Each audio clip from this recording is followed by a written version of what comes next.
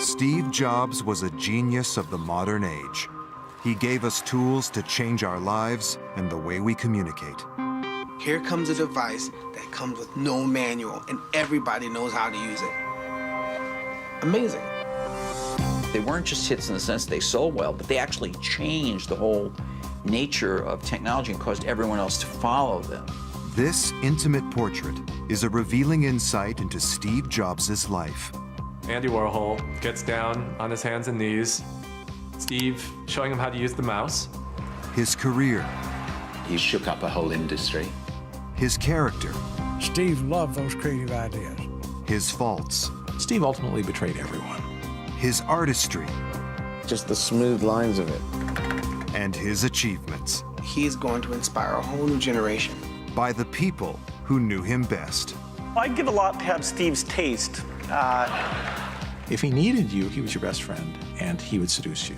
When I was having a hard time, would be on the phone, would drive up from Silicon Valley, take me out to dinner and hang out and take walks with me. And he turned on me, total street bully, in my face, scream. And I went crazy. I'd never been there. I don't ever want to be there again. How much fun we had how much fun we had in those days doing things together. But you lose it. You can't ever go back. And just have those conversations that make us both smile. Through their eyes, we reveal what made him the man who always gave us. Now there's one more thing.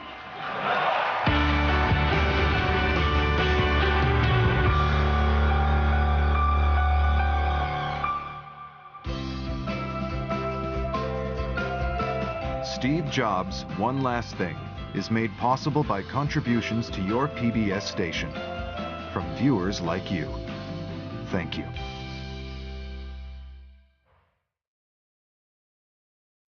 Stephen Paul Jobs died on October 5th, 2011, at the age of 56. A life cut short in its creative prime by cancer. His death was not a surprise, and yet its impact reverberated around the world.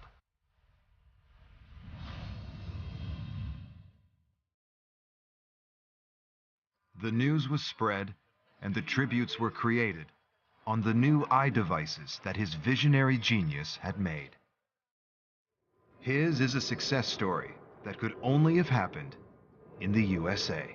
I don't mean to say that there aren't geniuses and world-changing people everywhere. There are. But I think in Jobs' case, in the particular path of his career, this could only have happened in America. Steve Jobs' world-class salesmanship found a global audience in his famous Apple product presentations.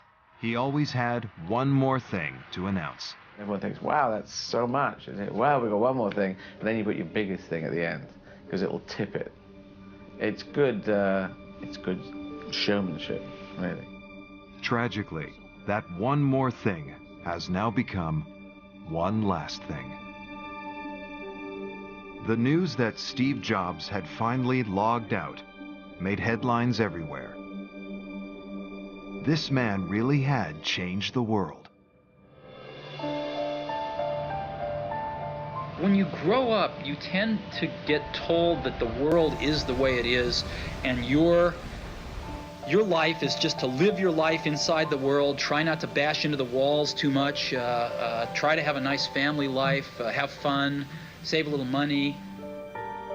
In this exclusive, never-before-seen interview, Steve Jobs gave a rare glimpse of his vision of the world. That's a very limited life. Life can be much broader once you discover one simple fact, and that is everything around you that you call life was made up by people that were no smarter than you.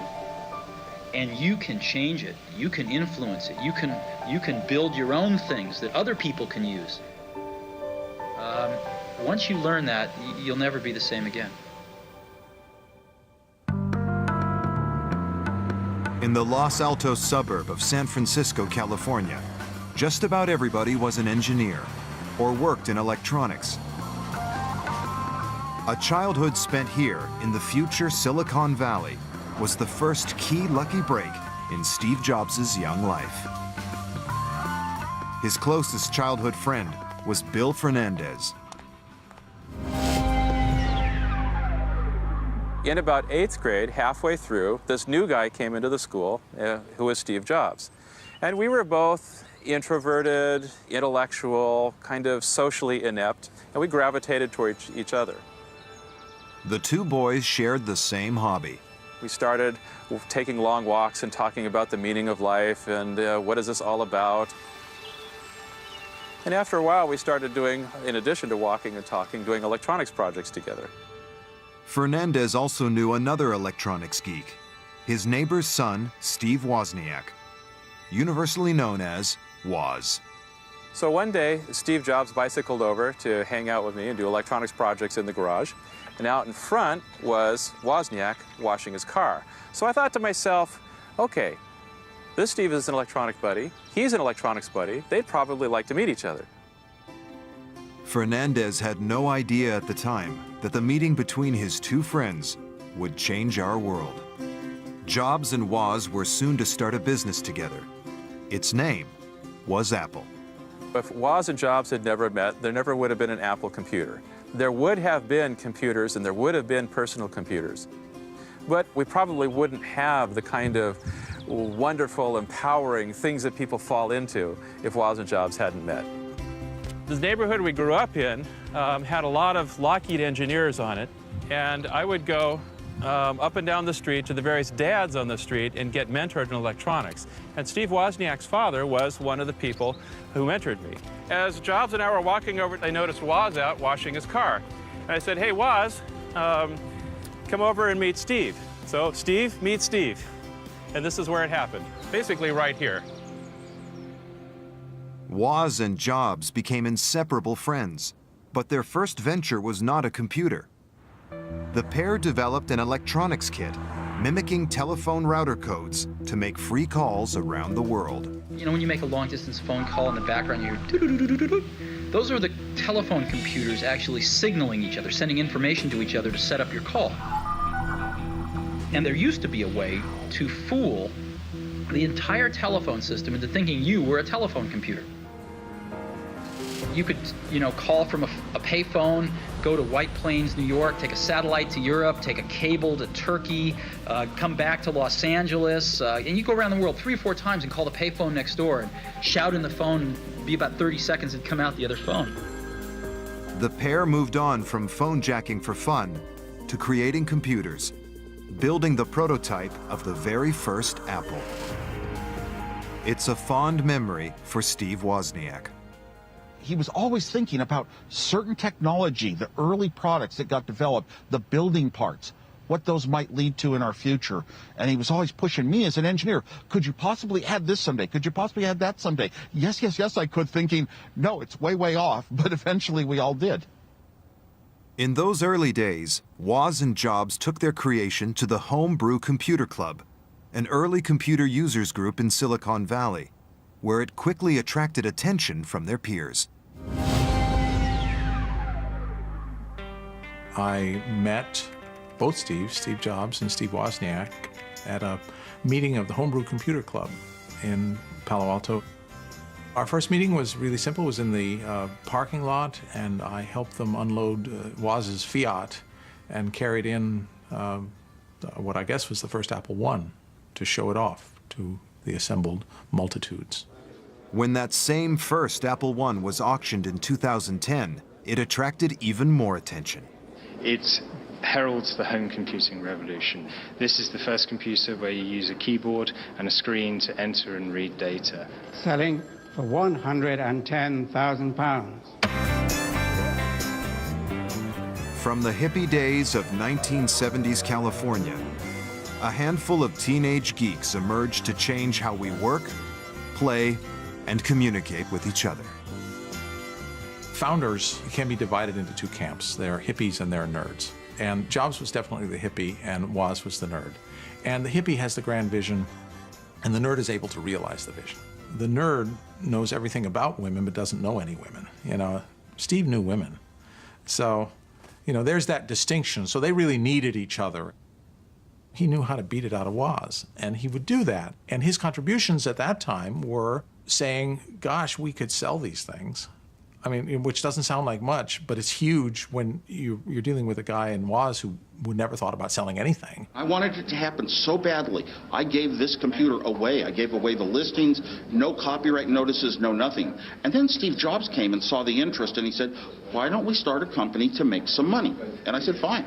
They did want to start a business. They raised money to start a business. They knew that they couldn't do it on their own. They sought out older people to help. And Steve Jobs, in particular, was quite persuasive. In Apple's earliest days, the two Steves, Jobs and Woz, took on an older and more experienced partner. Ronald Wayne now lives and works near Las Vegas. A fitting location for a man who walked away with nothing from a $37 billion no-lose bet.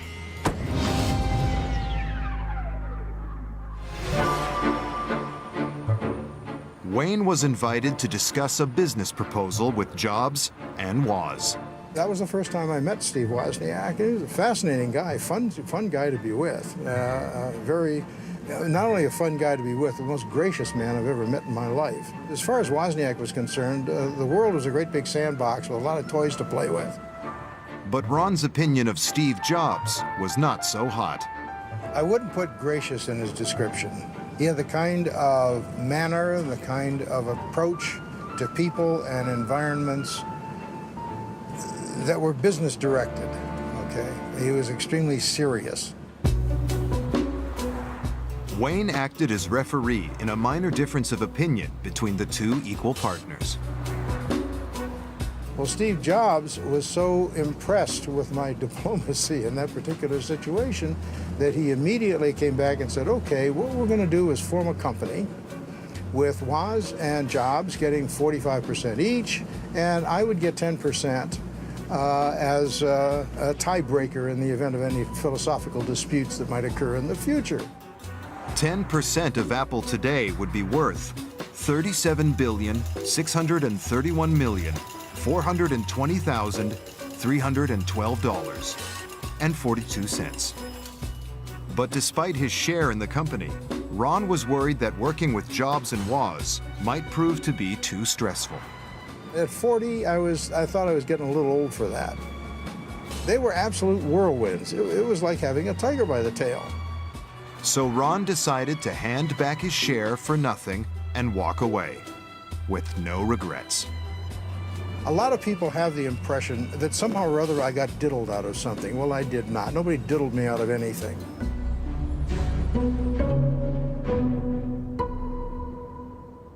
Wayne may not be bitter, but he wasn't the only early Apple employee who made a life decision most of us would regret. The funny thing is that Steve Jobs hired me, and he said he had hair just down to his waist at the time, and he as I recall, he only ate fruit, and he said we don't have very much loot, so we'd like to pay you in stock. I held out for the cash. When Steve Jobs first launched Apple, the computer industry meant mainframes and mini-computers. Huge devices sat in air-conditioned rooms, and users worked on terminals. It wasn't a personal experience. The Apple II was the first computer that looked like a consumer electronic device. It was actually designed, and they thought about the user experience in that it was intended really to be used by a single person in some interactive way that was enjoyable to the user. Different. Steve always thought much more broadly than just technology. He was certainly a techno-visionary, but the key to his greatness is to see how broad he thought. He was obsessed with design, with elegant design, and he was obsessed with the overall experience of technology and the idea of creativity generally. So somehow he was able to bring these things together and create technology that made people's eyes light up. I wait 8 hours in a line, and I'm hungry, and everything you imagine, but I'm happy. I'm with my iPad and really, really, really happy now. Jobs drew on a diverse range of influences to feed his creativity, including a class he dropped into at college in Portland, Oregon in the early 70s. Reed College has one of the best calligraphy courses in the US. His teacher had a major impact on his aesthetic and the clean lines of his products.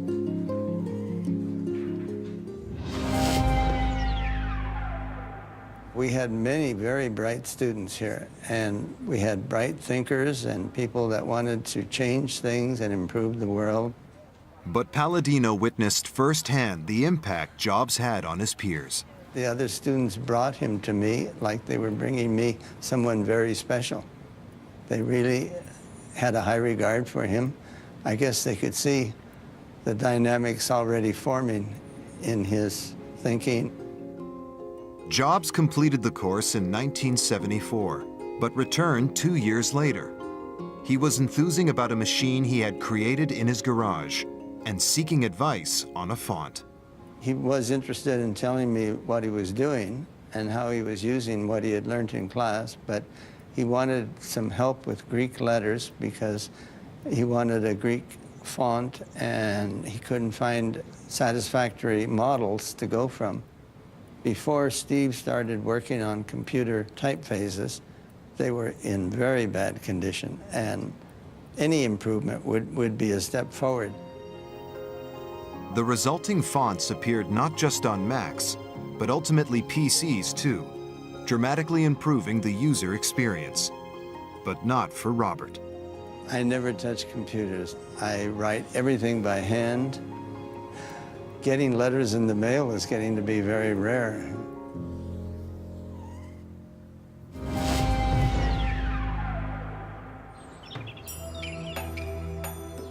Dropping out of college, Jobs went on the hippie trail, traveling to India and studying Buddhism. This also had an impact on his work at Apple. I first met Steve in 1975. He had recently returned from India. He's way ahead of his time. He wasn't the typical teenager. He asked questions that were a lot more serious than the normal 20-year-old. He was looking to understand the true nature of things. And I think he came to the Zen Center to continue his search. Steve was very much taken with Zen Buddhism. Zen represents the relationship between things of the world. In Zen, it's expressed in art. You see it in flower arranging, ikebana, you see it in calligraphy, you see it in artworks. Steve was very much taken with that, especially calligraphy. He noticed the way the lines and the spaces had a relationship. I think his genius was being able to take the principles of Zen and incorporate it into the products that came out of Apple. Jobs freely acknowledged how these outside influences had affected him. He was always trying to look for external references and external influences. And he'd talk about, his Mercedes was beautifully designed because those German guys were thinking beautiful thoughts, I guess. He loved aphorisms. Picasso said, good artists copy, great artists steal. And he loved to say that, and he's the guy who came up with something would be insanely great. What does that mean? Much of what Apple did was built on the efforts of others. A 1979 deal gave him access to Xerox technology. One thing blew him away, a prototype mouse. He gave his own team orders to make one, only better.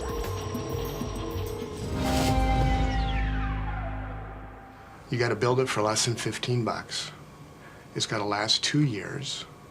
I want it to work on the desktop, a normal Formica desktop. And I also want to be able to use it on my jeans. As I left the meeting, headed out to my car, I was thinking, does this really make sense? Is Steve crazy, or is there something here? If Steve wanted something, his team just had to innovate. So for Dean, that meant a trip to the drugstore. As I entered Walgreens, I had in my mind, most importantly, was where do I find these spheres, these balls, to be a part of the mouse? And I had thought about the underarm deodorant as the right solution. And I emerged with some roll-on deodorant and a butter dish. And as you can see here, there's, of course, different size balls, depending upon how it is applied. Not only that, but then once I had the balls, I said, what's a quick way to have a structure to put around the ball so that I can start interacting with it? And I remember going to the housewares area, and I found a butter dish, which was about this big. And that became the beginning part for the mouse as I felt it. So I used the butter dish, the roll-on ball, and was able to create a prototype. It's hard to believe that in a design so small as something that fits in your hand, there could be much controversy around it. But it turns out there was one major controversy, which was how many buttons should there be? The original Xerox PARC had 3 buttons, and there was a great debate about how many buttons were right. And Steve always had the notion of simplicity. The magic of Apple products is simple. There was one button, and it's magic.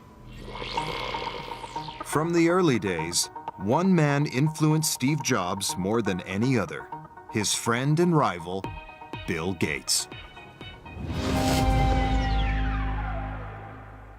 Apple's history interweaves with Microsoft's. Their CEOs gave a unique interview to journalist Walter Mossberg. It was, to my knowledge, the only time they ever got on stage together to submit themselves to an extended interview with journalists. Their interview gave Walt unparalleled insights into the dynamics of their relationship. But then there was a floating From the start, Gates was overshadowed by the more polished, confident Jobs. I made. Let me tell this story. So was. I'm not fake Steve Jobs. If you saw them together, Steve always dominated the conversation. In part, that's because I think Bill was always fascinated by Steve. You know, he was a real observer, and he would just look at this guy and say, what the heck is going on here? We've kept our marriage secret for over a decade now.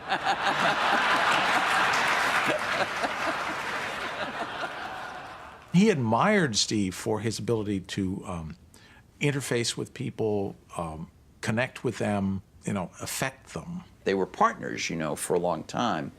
The very first Apple II computers had Microsoft software in them. But while the banter was good-natured, the rivalry between the two was deep-rooted. I personally can attest to having heard each of them say very nasty things about the other off the record and private over the years. I think the antipathy partly grew out of 2 things. On Jobs' side, he believed that Microsoft had stolen the basic ideas in the Mac. From the point of view of Gates, I think he found Jobs difficult to deal with. Steve is so known for his restraint.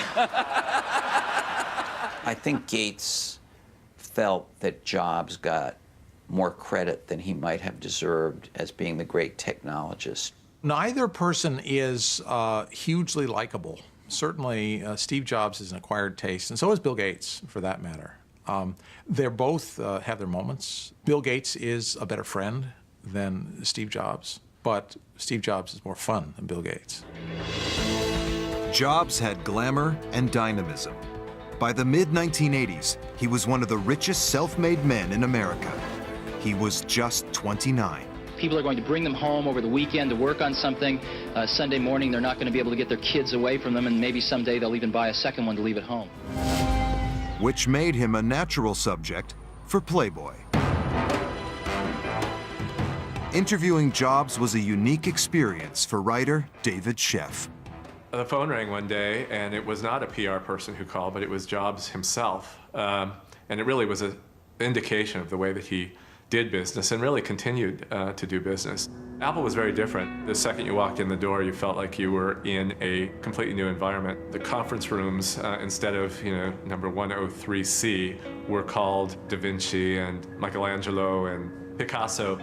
And indeed, it was Picasso that I was escorted to see Jobs for the first time. As the two got to know each other, Sheff realized he had a front row seat on what was then an unimaginable technological future.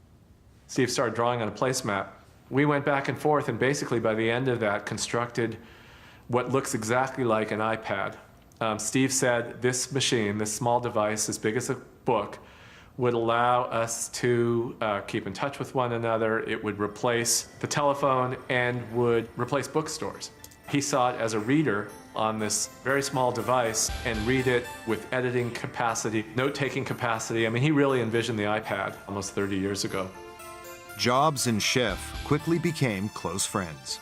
Through sort of the late 60s and 70s in very similar ways, going through some of the counterculture, you know, being influenced by some of the Eastern mysticism, Buddhism, the LSD culture, Timothy Leary.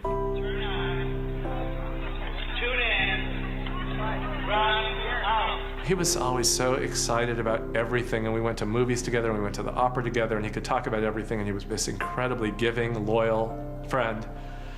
When I was having a hard time, would be on the phone, would drive up from, you know, Silicon Valley, take me out to dinner and hang out and take walks with me, and you know, that's pretty rare. In 1984, they visited the home of Yoko Ono for the 9th birthday party of Sean, her son with John Lennon.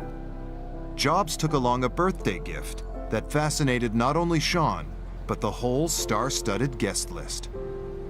Steve opened it up, pulled out, you know, what was one of those first Macintoshes off the assembly line, set it up on the floor. Sean was down on the floor with him. Steve turned it on, put Mac Paint in there. It took him about 2 seconds to show Sean how to deal with it, and Sean pretty soon was drawing pictures. Later, Steve told me it was one of the first times he'd watched a child with a Mac. Eventually, I sort of became aware that there were some people, you know, who'd come into the room, and I looked over my shoulder, and there was Andy Warhol. So there was this great moment that I'll never forget. You know, Andy Warhol gets down on his hands and knees with Sean on one side and Steve on the other side. I remember that Warhol would pick up the mouse and, you know, instead of gliding it along the floor, you know, the tiled floor in Sean's bedroom, he would sort of pick it up and was trying to figure out how to make it work. And Steve very patiently would sort of lower his hand down and say, no, you kind of push it along. So Andy sort of fooled around with it, and he was completely mesmerized. I mean, when he zoned in on something, the rest of the world disappeared, and that was what it was like watching Warhol in front of a Macintosh for the first time. And then, you know, he got this big smile on his face, and he looked up, he said, I drew a circle. And it was great. Life had been good for Steve Jobs.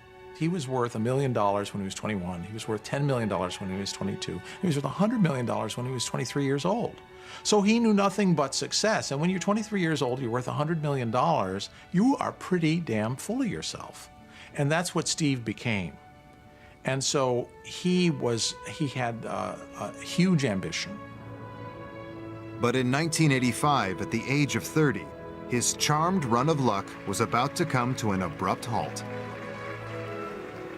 Seeking someone to help run his rapidly expanding business, he hired in Pepsi executive John Sculley. President John Sculley admits Apple will be just another personal computer company unless Macintosh becomes an industry milestone in the next 100 days. There was kind of a love affair at the beginning. I mean, Steve really trusted him and really saw a kindred spirit, you know, someone who would help him build Apple. His love was Apple. He envisioned being with Apple for his life. He said, but that doesn't mean there won't be periods when I will leave and I will do other things, and I will, you know, my life will weave in and out of Apple. Once again, Jobs' foresight was spot on. 2 years after Sculley arrived at Apple, the love affair turned sour as company profits faltered. Steve was never fired from Apple, but he was ostracized and demoted and put in an office in an empty building. And after that, he resigned in 1985 and then immediately sold his more than 6 million shares. He was the largest single shareholder of Apple at the time, and sold his stock at a bad price, and didn't get as much money as he should have or could have had he done it smartly, but he was angry. He felt so betrayed, so angry, so disillusioned, that, you know, Sculley was, in his mind, at least part of, if not the ringleader in what he viewed as a coup, to remove him. And Steve was pissed off. And he really was pissed off about Scully because he brought Scully in and trusted him and then felt betrayed by him. So he sold his stock and went off, took his tens of millions of dollars, but not hundreds of millions of dollars, and started a new life. But there were still people willing to back him with hard cash. One of them was self-made Texas billionaire and former presidential candidate, Ross Perot. He saw how wounded Jobs had been by Apple. I think it was, first, a tremendous disappointment, which I can certainly understand. Secondly, he picked himself up, dusted himself off, and started all over again with very little hesitation. And I really admired that. You know, otherwise you could just sit around in a dark room and sulk about it, but that's not Steve. Steve started a company called Next to do a computer that was going to be what he thought Apple should have been, to aim it at the education market because Apple had had conspicuous success in education. There were some people he could steal from Apple to market to that segment, and he thought starting small made sense. But even starting small needs big money. I invested $20 million in Next. He contacted me, asked me to be a principal investor and to serve on the board with him, and I agreed to do it just because of my support for him. And there's no question in my mind that if he wanted to do it, it would get done. He's great with attracting and motivating the best of the best people. He's great at encouraging them to be creative and come up with new ideas and not just be little robots, which many big companies just want you to be a little robot and do what you're told to do, and the last thing they want to hear from you is a creative idea.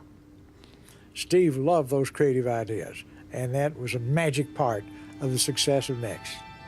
A new Steve Jobs was rising out of the ashes of the boardroom battle at Apple.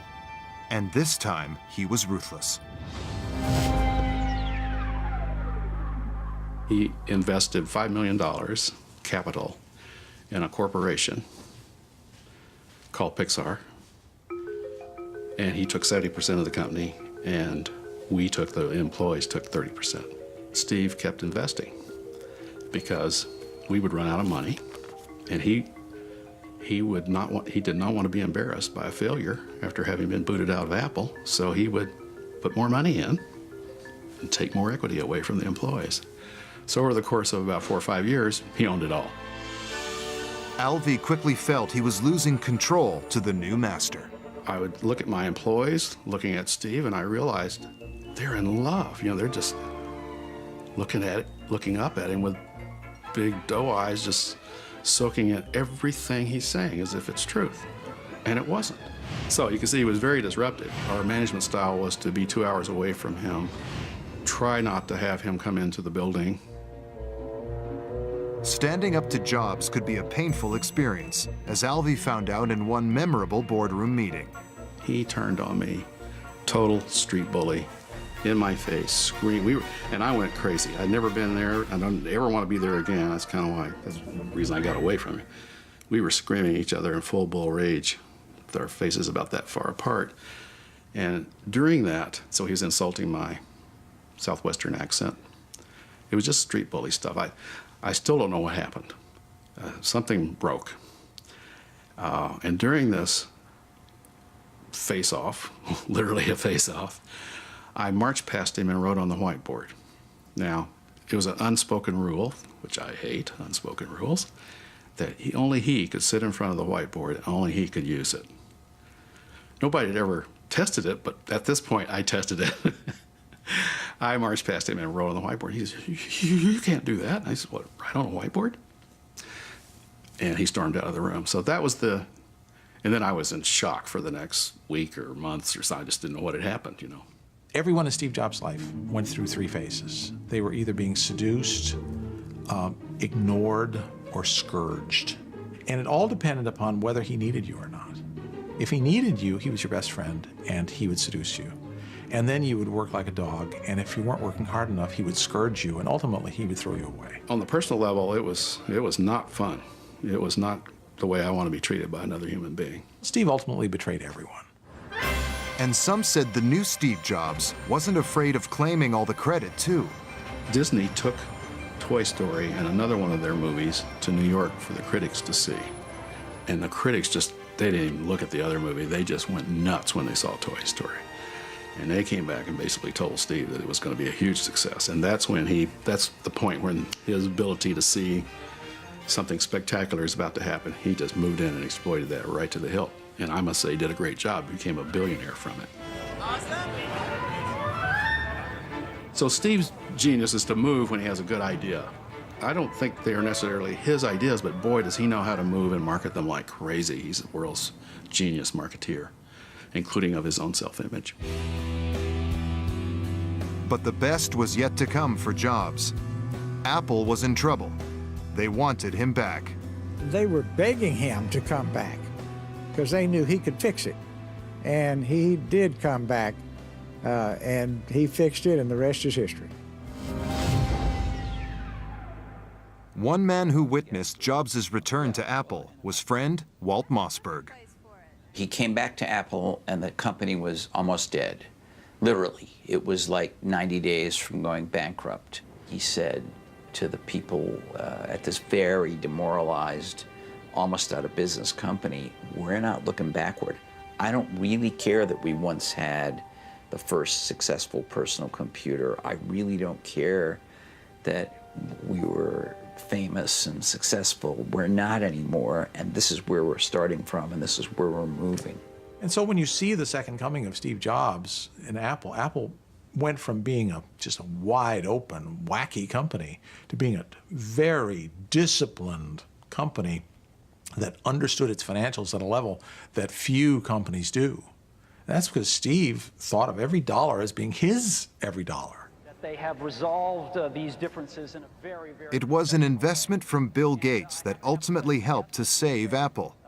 But when Gates made a live appearance with Jobs to explain the deal, it didn't go down well with the loyal Apple audience. Bill Gates was actually on stage rescuing Apple. Rescuing Apple. He did two things. He gave them $150 million, for which he got non-voting stock that expired after a certain number of years.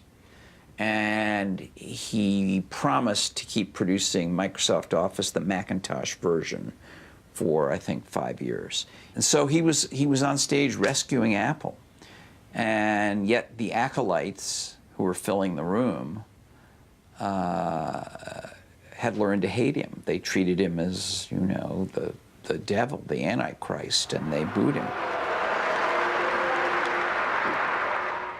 But Jobs, with his eye ever on the bottom line, had a different view.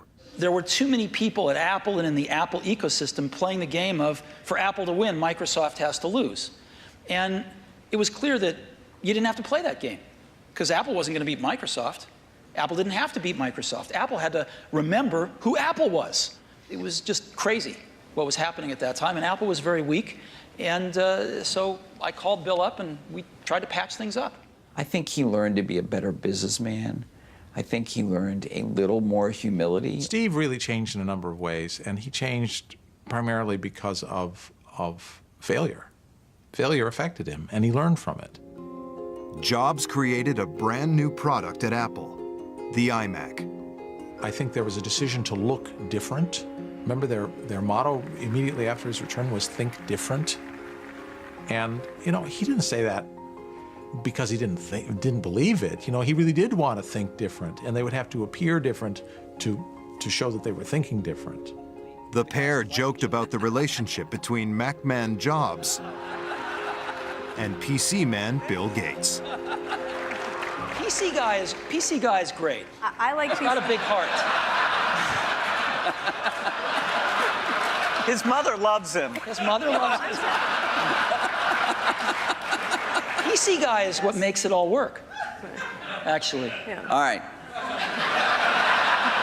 It's worth thinking about. The truth about Bill Gates is a brilliant man who you could, and I did, have talked to for long periods about the future. He could think quite intelligently about the future, but the way Microsoft worked as a business was far more incremental than Apple. All the while, they were working on some big leap, and Microsoft tended to do the incremental stuff almost all the time.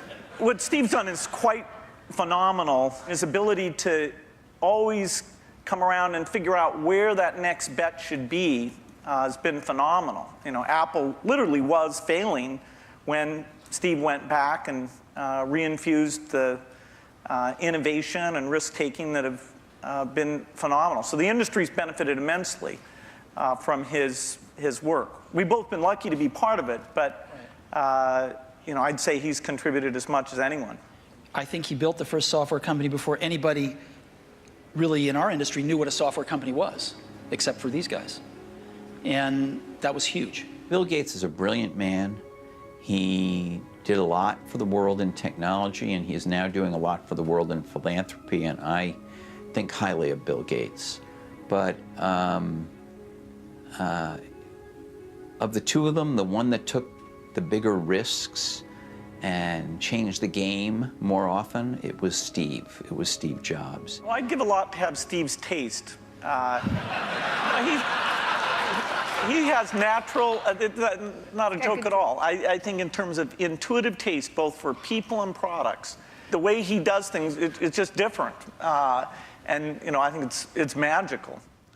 Despite their rivalry, in this joint appearance after Jobs had been diagnosed with cancer, they displayed a healthy respect and even affection for one another. You know, I think of most things in life as either a Bob Dylan or a Beatles song. But there's that one line in that one Beatles song, you and I have memories longer than the road that stretches out ahead. And that's clearly true here. Well, you know what? I think we should end it there. It was one of the highlights of my journalistic career to be there. Thank you very much. Thank you so much. In fact, we were quite taken aback by the standing ovation and seeing some of the people from where we were sitting on stage actually shedding tears. It sounds strange, but it was actually an emotional thing. So I can move this with just a touch anywhere I want. Steve Jobs, now at the peak of his creative genius, was leading Apple to the peak of its creative success. The key to the success of the company was in moving beyond the computer, was in seeing how the microprocessor was getting so cheap that it could be applied to other consumer electronic devices. Innovative new products poured in a seemingly endless stream from Apple's development laboratories, pouring a stream of cash into Apple's coffers. 250 million or a billion or however many iPods are out there, you know, are what built the Apple of today, not the Mac. Approaching the age of 50, barely a quarter of a century after making his first million greenbacks, Jobs was worth $2.3 billion. Now, he picked up the pace of Apple's evolution. Computers, they were yesterday's news. He was conquering the world of music. Great new products. Jobs was hurting his competitors. iTunes pretty well killed off the music store, and Virgin Megastores, you know, slowly been disappearing around the world. 500,000 songs are downloaded on iTunes every day. In many cases, changing artists' lives. Hip-hop group The Black Eyed Peas were asked to star in an iTunes commercial.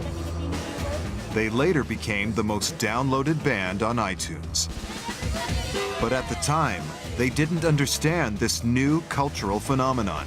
They said, hey, they want to use a Black Eyed Peas song for an iTunes commercial. And I said, well, what's iTunes?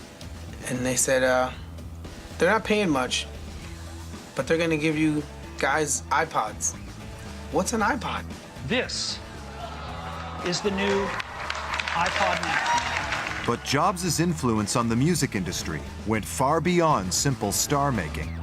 Way before iTunes, Steve Jobs has been a part of music because every major studio has a Mac computer in it. I mean, the Mac computer is an artist's computer. Musicians are still important, but people like Steve Jobs are uber important. They bought CDs, and they want to buy downloads. People don't want to rent their music. Life in Apple's orchard had never been more fruitful. Then, Steve Jobs learned he had cancer.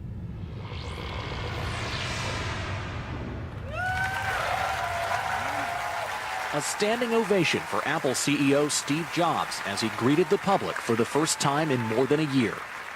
He carried on working, but the years that followed were a roller coaster of hope and despair.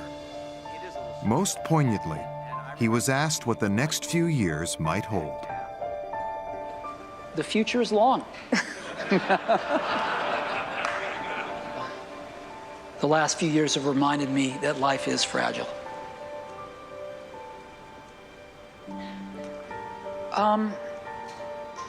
You know,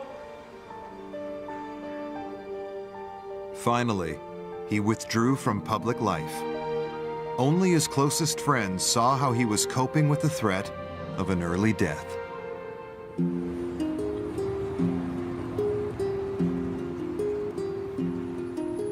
Steve Jobs loved to take walks. He did a lot of his thinking and his talking with his close friends, like Larry Ellison and a number of other people that he was friendly with in Silicon Valley. And he would go on these long walks, sometimes around Palo Alto, where he lived, and sometimes in other places. It just was his preferred method of thinking and daydreaming ideas with people. One day, I was out in Silicon Valley. He found out about it, and he conveyed to me that he would like me to come over to his house. And this was just after his liver transplant, which, as we all know, is a very serious kind of thing that takes a lot of recovery. And he wanted me to come over and just talk about industry gossip in a way, or events that had gone on since he'd been kind of out of action. He was very frail. We talked about his health, and he talked about how he felt he was recovering. And in the middle of this, he said, let's go for a walk. And I said, really? Really? You're sure you want to go for a walk? We're about halfway to the neighborhood park, and he stops. You know, he wasn't like gasping for air or anything, but he was not a well-looking man. And I said, Steve, why don't we go back to the house? And he smiled or chuckled, and he said, no, we're not going back to the house. I just need a minute, and then we're going to go on to the park, because that's my goal. I set a goal every day, and my goal now is to get to this park. I said, you're sure? And he said, yeah. So we walked to the park, and, you know, he was fine. We talked, by the way, the whole way. We were doing what he does on walks, which is we were talking about different things. And we got to the park, and we sat on a bench, and we talked about, in the park, if I remember correctly, we actually talked more about life and health. And, you know, I had had a heart attack some years before, and he was lecturing me about that. And I was sort of lecturing him as well about work-life balance and all these things. And then we got up and walked back and talked some more. And the last thing he said to me was, you know, Walt, you and I have been through lots of adventures over the last 15 years, and we're going to have some more adventures to come. We never did.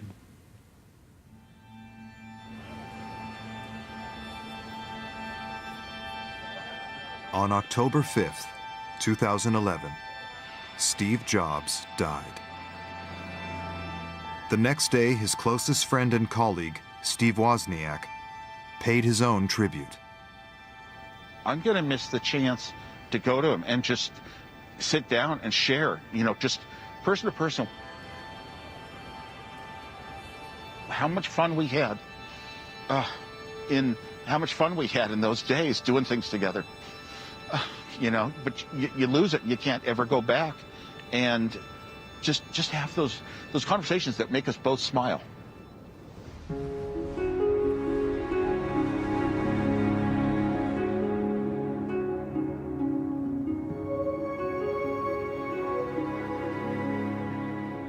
As the world mourned, The most fitting tribute came from one of Steve Jobs' young fans.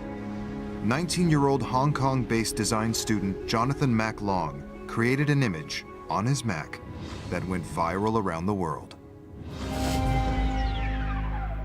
There was no real research behind it. I just messed around on my computer and it just happened. It made sense to incorporate his silhouette, his profile into the logo.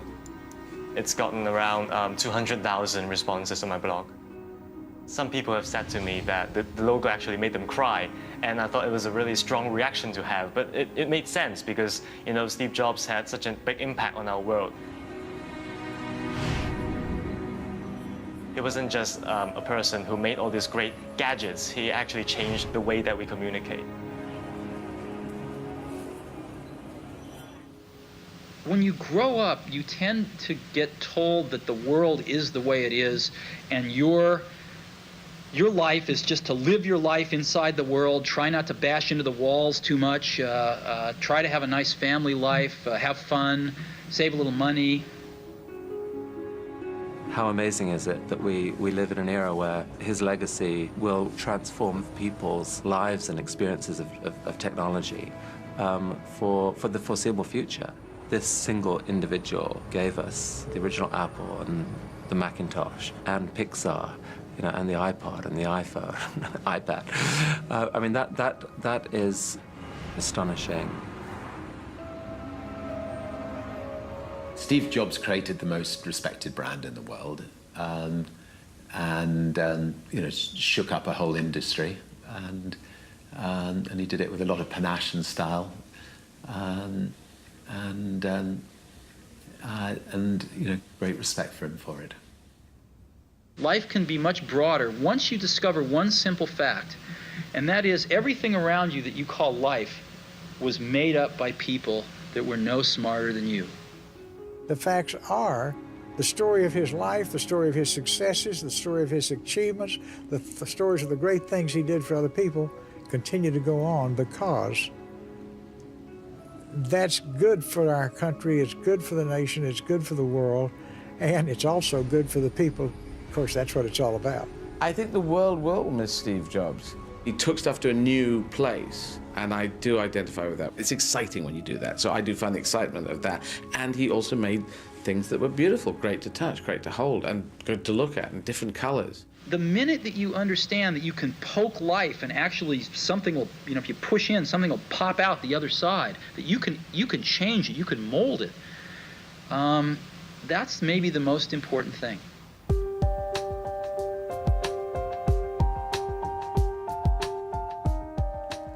There's one thing on which everyone agrees. Steve Jobs left a legacy that has changed the world.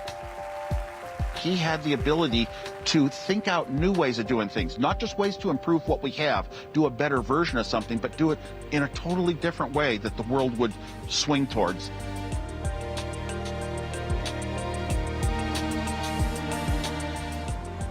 And so we fall in love with Steve, because he gave us these toys that were not only fun, but really useful.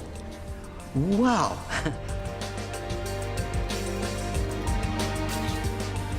It's upended industry after industry. It's forced everyone else to follow in his path, and it has touched billions of people. He will be regarded as the person who unlocked the creativity of a whole generation. He's changed the way we look at computers, phones, how we share, interact. He's going to inspire a whole new generation. A 5-year-old 20 years from now is going to create and design and invent and define a world totally different than the way we see it now. And it's going to be because of Steve Jobs. Even then, he had this ability to bridge a very intellectual world of high technology with something that everyone could relate to.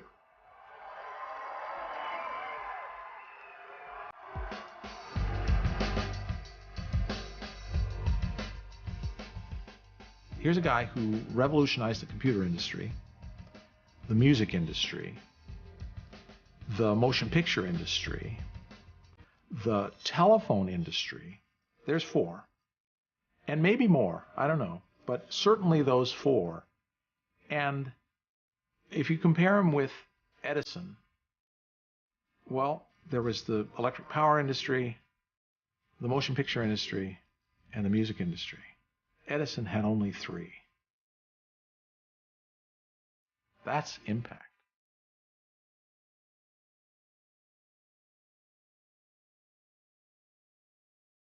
To find out more about Steve Jobs and watch the program again online, go to pbs.org.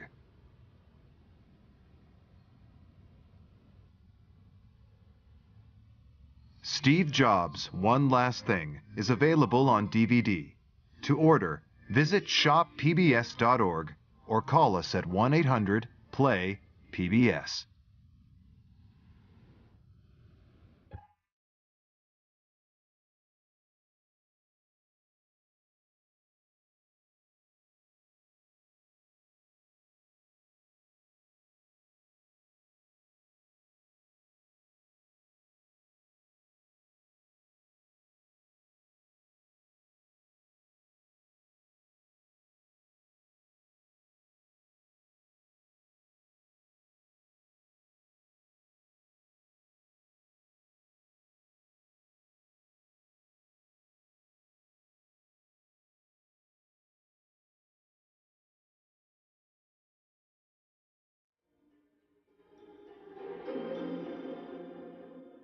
On the new iDevices that his visionary genius had made. His is a success story that could only have happened in the USA. I don't mean to say that there aren't geniuses and world-changing people everywhere. There are. But I think in Jobs' case, in the particular path of his career, this could only have happened in America. Steve Jobs' world-class salesmanship found a global audience in his famous Apple product presentations. He always had one more thing to announce. Everyone thinks, wow, that's so much. And wow, we've got one more thing. But then you put your biggest thing at the end, because it will tip it. It's good showmanship, really. Tragically, that one more thing has now become one last thing. The news that Steve Jobs had finally logged out made headlines everywhere. This man really had changed the world. When you grow up, you tend to get told that the world is the way it is, and your life is just to live your life inside the world, try not to bash into the walls too much, try to have a nice family life, have fun. Steve Jobs was a genius of the modern age. He gave us tools to change our lives and the way we communicate. Here comes a device that comes with no manual, and everybody knows how to use it. Amazing. They weren't just hits in the sense they sold well, but they actually changed the whole nature of technology and caused everyone else to follow them. This intimate portrait is a revealing insight into Steve Jobs' life. Andy Warhol gets down on his hands and knees. Steve showing him how to use the mouse. His career. He shook up a whole industry. His character. Steve loved those creative ideas. His faults. Steve ultimately betrayed everyone. His artistry. Just the smooth lines of it. And his achievements. He's going to inspire a whole new generation. By the people who knew him best. I'd give a lot to have Steve's taste. If he needed you, he was your best friend, and he would seduce you. When I was having a hard time, would be on the phone, would drive up from Silicon Valley, take me out to dinner and hang out and take walks with me. And he turned on me, total street bully, in my face, scream. And I went crazy. I'd never been there. I don't ever want to be there again. Started taking long walks and talking about the meaning of life and what is this all about. And after a while, we started doing, in addition to walking and talking, doing electronics projects together. Fernandez also knew another electronics geek, his neighbor's son, Steve Wozniak, universally known as Woz. So one day, Steve Jobs bicycled over to hang out with me and do electronics projects in the garage. And out in front was Wozniak washing his car. So I thought to myself, okay, this Steve is an electronic buddy, he's an electronics buddy, they'd probably like to meet each other. Fernandez had no idea at the time that the meeting between his two friends would change our world. Jobs and Woz were soon to start a business together. Its name was Apple. If Woz and Jobs had never met, there never would have been an Apple computer. There would have been computers and there would have been personal computers. But we probably wouldn't have the kind of wonderful, empowering things that people fall into if Woz and Jobs hadn't met. The neighborhood we grew up in had a lot of Lockheed engineers on it, and I would go up and down the street to the various dads on the street and get mentored in electronics. And Steve Wozniak's father was one of the people who...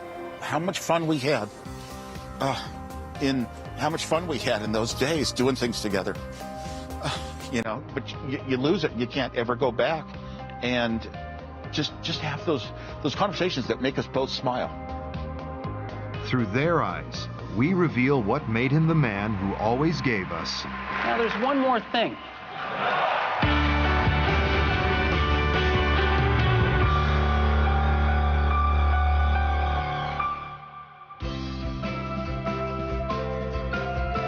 Steve Jobs' One Last Thing is made possible by contributions to your PBS station from viewers like you. Thank you.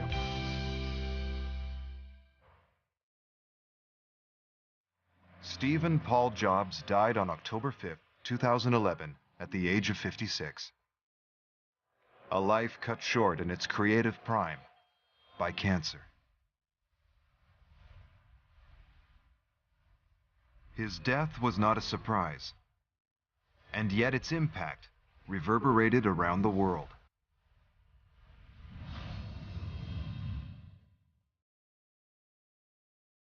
The news was spread, and the tributes were created. Save a little money. In this exclusive, never-before-seen interview, Steve Jobs gave a rare glimpse of his vision of the world. That's a very limited life. Life can be much broader once you discover one simple fact, and that is everything around you that you call life was made up by people that were no smarter than you. And you can change it. You can influence it. You can build your own things that other people can use.